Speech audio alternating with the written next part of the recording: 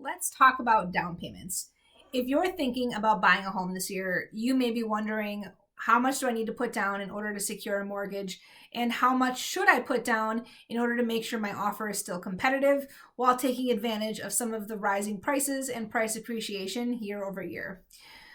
Well, I'm here to tell you that a lot of people think that 20% down is the minimum requirement in order to get a mortgage. And in fact, that's definitely not true. Many buyers are able to obtain fantastic loan terms as low as 3.5% down or 5% down for a conventional loan. On top of that, VA loans for those who have served our country or USDA loans for certain eligible properties in rural areas also offer programs for 0% down. Though you can get a loan for as low as that amount down, that doesn't necessarily mean that you should. So I'm going to talk through some of the benefits of having 20% down when you do write an offer. The first thing to talk through with 20% down is that ultimately this is going to cost you less over the course of the loan.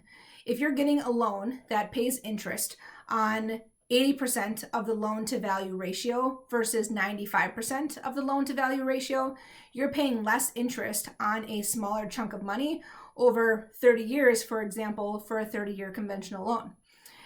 Yes, you have less money in your pocket when you're purchasing the loan, but if you look at long term, you have more money that you're keeping and less that's going to interest into the bank outside of your pocket.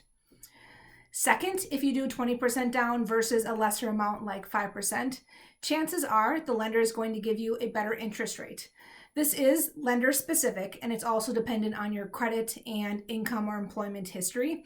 But ultimately, if you do have a higher down payment, that shows the lender that you are a less risky borrower, and ultimately that they can give you better terms because they're borrowing you less money from the bank and you're bringing more to the table than those who have a lesser down payment.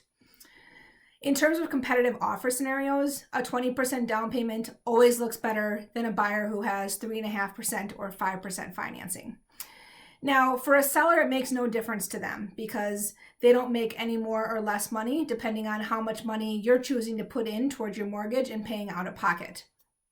But in this competitive offer scenario, typically we see that it's splitting hairs between choosing between one offer and the other. And if you look at two offers with very similar terms, and the only difference is maybe buyer A has $20,000 down and buyer B has $5,000 down, well, to the seller, that shows that buyer A has more money on hand in the event there's issues with the inspection or the appraisal.